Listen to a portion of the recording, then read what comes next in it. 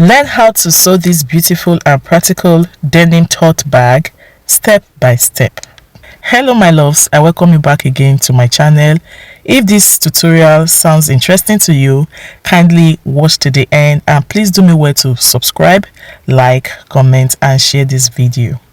Here I had already cut out my pieces, my denim fabric, lining and my gum stay. Some persons call it paper stay. And the measurement is 17 inches by 35 inches. So this measurement is just the same for the three pieces. And for my strap, I will be making use of about 24 inches by 2 inches. You can see I have my lining and the denim fabric, and you also be attaching your paper stay. So now let's get into work. The first thing you will do is to attach your gum stay or your paper stay on the wrong side of your fabric. This you can achieve by making use of your hot iron, just as you see me do. And in case you have excess gum stay, you can just go ahead to trim it. You can see this is already looking good. I will repeat the same process for the strap. You will be attaching the gum stay on the wrong side of the straps as well. After you are done attaching your gum stay, you will be folding the main body of the bag into two like this, just as you can see, just to get the midpoint and also to see how the base will look like.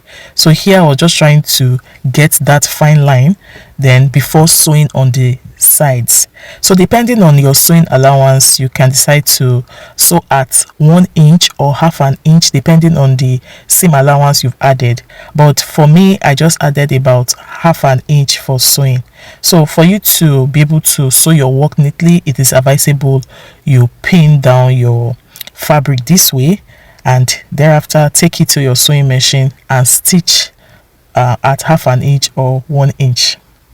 It should look like this after stitching on both sides. So the next thing is to work on the base of the bag, and watch what I will do here. I will just open it like this, and I'll be marking 2 inches at that corner because that will be the width of the base. So I'll just put my tape like so and mark 2 inches, and I'll be sewing on that 2 inches line. The reason for that is for you to just have a base, and make it look more presentable, and that will also be the basis of my pleat. Just keep watching because this is not just the regular tote bag, it has a little design just to make it more more beautiful. So after I was done doing that, I just went ahead to stitch on that line. If you're a beginner, you can just draw a straight line and sew on that line, but I didn't do that because I knew where my stitch should be. After getting this bottom part, you can just trim out the excess to avoid bulkiness around that part after turning it inside out. So look at it guys, I just trimmed out the excess. I will do the same thing for the other side. It should look like this. It's now time to create pleats on the side of this bag. It is not really necessary, but to get that very distinct shape, I decided to do this. Remember we marked about 2 inches at the base. I'm just going to follow the 2 inches line to create a pleat. And let me tell you guys, after turning it inside out, you will really appreciate the pleat.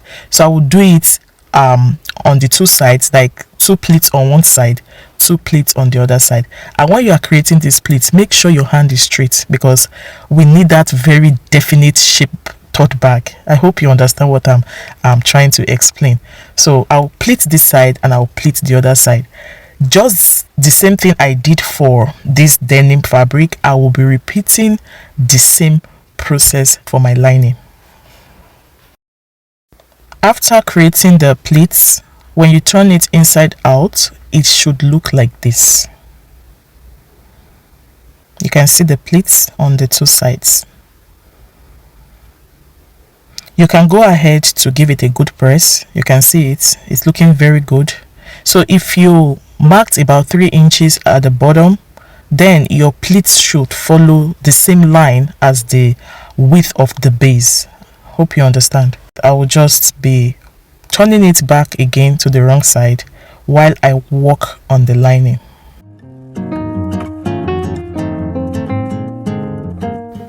The two pieces are ready, the denim and the lining. So I'll be putting them aside to work on the strap. For the strap, there's really nothing much to do. What you will do is just to place the right side of your lining onto the right side of the fabric, and you can pin it. Go ahead to stitch at 1/4 of an inch. Then when you are done, you just turn it inside out, and for the ends you would fold them in to cover the raw edges. That's just all for the straps. This is how it should look after turning inside out. You can also go ahead to top stitch the sides if you want it to be very flat. So the next thing is just to get the midpoint of the bag. You just measure the full width, then you get the middle, then you can mark about 4.5 inches on the both sides of the midpoint. So 4.5 is fine, 5 inches is fine. It also depends on you. I'll just go ahead to pin my strap this way. Just note the position of my strap, because sometimes you may miss it and the lining side will be facing outside, you understand? So look at it, look at the way I placed it, and there's no harm in looking at it and trying it with your pins then before stitching on it. There's no harm in doing that. When I was satisfied with the position, with the way it was looking, I went ahead to stitch. You can see it. So the right side of your strap blends with the right side of your bag. That's the trick. I guess you already know what comes next, but before then I'll be turning the bag inside out. Just as you can see, I would get my lining and I would do the opposite.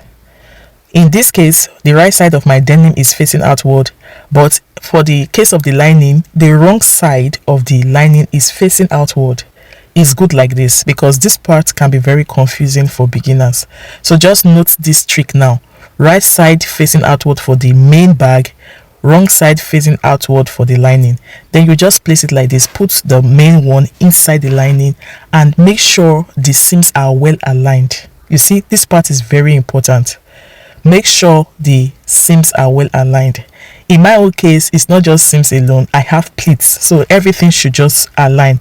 And in case it's not aligning, you have to resew it. You have to do it again because the final result matters a lot. Then when I saw that everything was in place, I just had to pin everything down this way.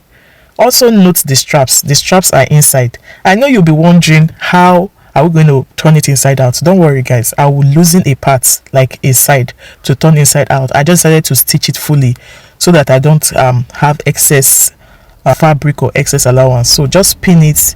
If you can work without pinning, good for you. Then I'll take it to the sewing machine now to stitch around that part.